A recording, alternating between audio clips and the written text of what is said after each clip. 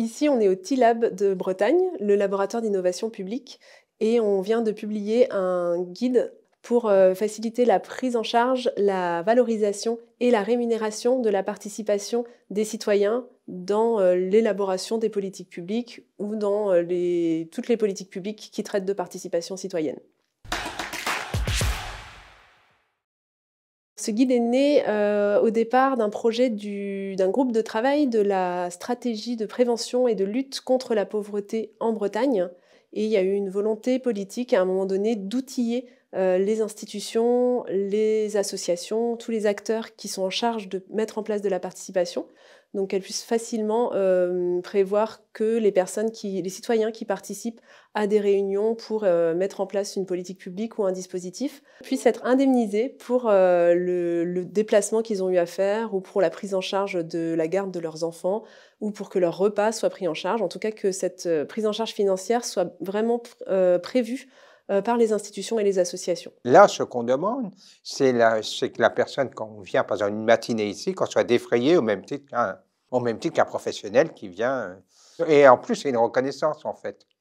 C'est aussi une reconnaissance du travail fourni. C'est parti d'un constat qu'il existe quand même un grand nombre de freins et de difficultés sur ce sujet-là de la prise en charge de la participation. Souvent, soit c'est pas pris en compte, soit ça prend trop longtemps, soit ça n'a pas lieu du tout, et c'est un vrai frein pour l'existence de la participation de manière efficace.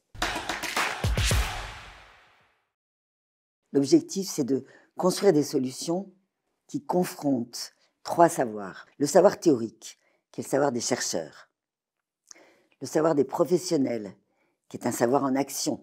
Et puis le 3e savoir, qui est très rarement sollicité, qui est le savoir d'expérience des personnes en précarité. Si on ne prend pas en compte l'expérience des personnes en très grande précarité, ça ne sert pas à grand-chose de monter une politique publique si ça n'est pas quelque chose qui corresponde à leur expérience, à ce qu'ils vivent, et qu'on n'a pas intégré ce qu'ils vivent dans les propositions qu'on peut faire, ça ne fonctionnera pas. On commence là tout doucement à vraiment entendre parler de manière plus régulière de participation citoyenne, de participation dans les parcours de santé, dans les parcours d'accompagnement social, dans les parcours de retour à l'emploi. Ça a pris plus de 20 ans, donc c'est quelque chose voilà, qui est assez long. Maintenant qu'on en entend parler, on se dit mais pourquoi ça n'existait pas plus tôt? Quand c'est apparu dans les textes législatifs, ça a été souvent vécu comme une injonction. On nous oblige à participer alors qu'on n'a pas les moyens, alors que c'est compliqué, alors que les personnes ne sont pas prêtes. Il y a eu beaucoup de freins qui ont fait que ça a pris beaucoup de temps. Il y a des freins, il y a des difficultés opérationnelles, on va dire, qui ne rend du coup pas toujours facile cette participation, même si on en a le souhait très, très fortement. Et l'idée, c'est vraiment de mieux articuler la volonté dans une instance de faire participer et en même temps qu'elle ne soit pas l'objet d'une discrimination, si j'ose dire, par rapport à cette question de prise en charge.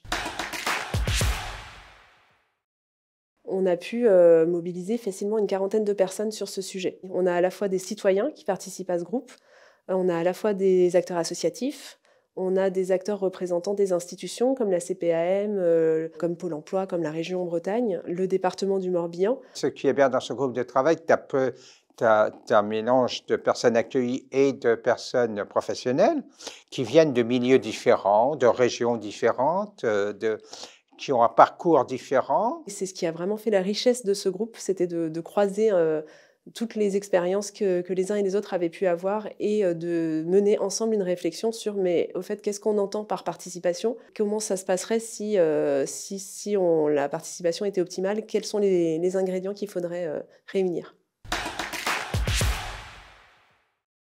Cette question a toujours été pour moi un point essentiel, puisqu'on ne peut pas décider sans l'avis des personnes concernées par les décisions. Je suis très investie à ATD Quart Monde sur la notion de croisement des savoirs, donc sur la question de la participation. Donc c'est là-dessus que je travaille depuis des années. Ça me questionne toujours. Ça permet d'ouvrir des horizons, de voir des trucs nouveaux et de par justement ces missions-là, tu vois un truc que tu n'auras pas l'occasion de voir, tu t'es resté dans ton truc. On a d'abord commencé par simplifier les démarches pour être remboursé.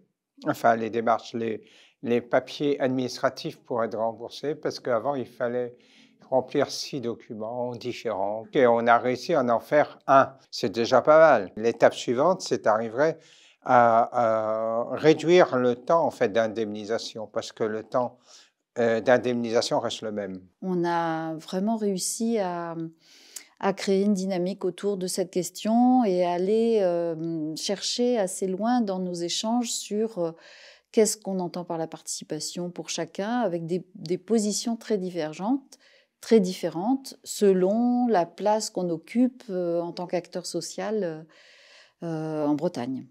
On a essayé de croiser nos savoirs et nos expériences, et on a essayé de trouver les chemins d'entente. La participation aussi, c'est la coproduction, c'est la co-concertation, la codécision, la machin, et donc c'est le faire ensemble. C'est un document qui ne se veut pas être une Bible, mais plutôt un mode d'emploi où on peut trouver ses propres ressources là où on en est. On espère que les personnes puissent y trouver des réponses sans qu'il y ait un modèle, et voire puissent aussi ajouter leur propre expérience et augmenter les possibles. C'est aussi de bien comprendre qu'il ne suffit pas de faire une réunion et d'inviter des gens pour qu'on puisse dire qu'il y a de la participation. Il faut que les personnes qui participent soient préparées pour pouvoir prendre la parole, oser prendre la parole. Ce guide, il ne va pas vous donner les réponses à ça, mais il va vous permettre de vous poser les questions pour savoir comment vous avez été chercher ces personnes, comment vous avez préparé, quel type d'animation vous êtes donné. Ce guide est disponible sur la page du TILAB. On compte sur vous pour l'utiliser, vous en emparer, reprendre des parties si ça vous intéresse pour les approfondir, le diffuser.